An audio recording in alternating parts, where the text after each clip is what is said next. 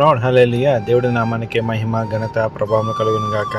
పరిశుద్ధుడు సర్వశక్తి మంత్రుడు మనకి తోడుగా ఉండును గాక. ఈ ఉదయకాల సమయంలో దేవుడు మనతో మాట్లాడుచున్న మాట నిర్గమకాండము 15వ అధ్యాయము 13 వచనము. నీవు విమోచించి ఉన్న ఈ ప్రజలను నీ కృపచేత తోడుకుని పోతివి, నీ బలము చేత వారిని నీ పరిశుద్ధాలయమునకు నడిపించితివి. ఆమేన్. హల్లెలూయా. చూడండి, పరిశుద్ధుడు సర్వశక్తిమంతుడు కేవలము ఆయన యొక్క కృపచేతనే ఆయన యొక్క ప్రజలు నడిపించున్నాడు, వారిని విమోచించున్నాడు. ఎందుకని వారిని విమోచించున్నారంటే బానిసత్వంలో వారు పడిన బాధలు, బానిసత్వంలో వారు మూలిగిన మూలుగులు ఇవన్నీ కూడా దేవుడు విన్నాడు కాబట్టి ఆయన కృపచేత వారిని విడిపించున్నాడు. అంతేకాదు, చూడండి, ప్రజల్ని విడిపించడమే కాదు, ఆయన పరిశుద్ధ ఆలయంనకు నడిపించున్నాడు, అంటే కనాను దేశానికి నడిపించున్నాడు. ఎందుకని దేవుడు ఇదంతా చేసి ఉన్నాడంటే ఆయన పిలుచుకున్న ప్రజలు, ఆయన ప్రేమించిన ప్రజలు, ఆయన కావాలని కోరుకున్న ప్రజలు అనమాట. అందు నిమిత్తమే దేవుడు ఇవన్నీ కూడా ఇజ్రాయేల్ ప్రజలకి చేసి ఉన్నాడు. నిజమే కదా.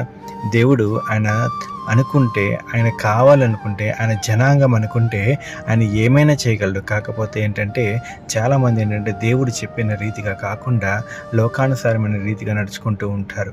దేవుడు ఏదైతే ఆశ కలిగి ఉన్నాడో ఆ రీతిగా కాకుండా వారి ఇష్టము, వారు ఏదైతే వారు ఆలోచించుకుంటున్నారో ఆ రీతిగా నడుచుకుంటారు. అందుకే ఇంకా బానిస సంఖ్యలు వారికి తెగట్లేదనమాట.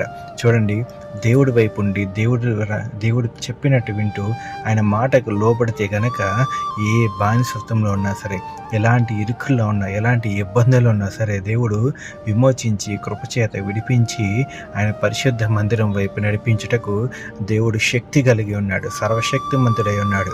చూడండి, దేవుని యొక్క సంగమ, దేవుని మాటలు మనం ఎప్పుడు కూడా మర్చిపోకూడదు.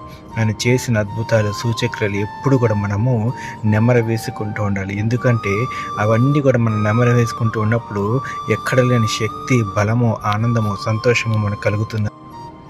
అదే రీతిగా ఈ ఉదయకాల సమయంలో దేవుడి వాక్యాన్ని దీవించి ఆశీర్వదించిన గాక.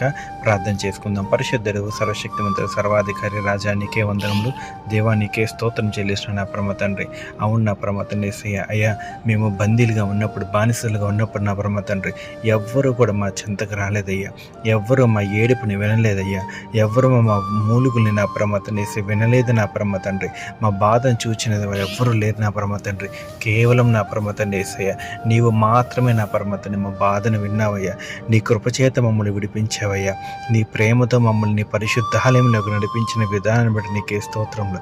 అయ్యా, ఉదయకాల సమయంలో నా పరమ తండ్రి దీనుల్ని, అల్పుల్ని జ్ఞాపకం చేసుకోండి. నీ దాసుల్ని, దాసురాల్ని జ్ఞాపకం చేసుకోండి. అదే రీతిగా హోలీ స్పిరిట్ మినిస్ట్రేషన్ కూడా జ్ఞాపకం చేసుకోండి. ఈ వాక్యం ఇచ్చిన ప్రతి బిడ్డని దీవించండి, ఆశీర్వదించండి నా పరమ తండ్రి.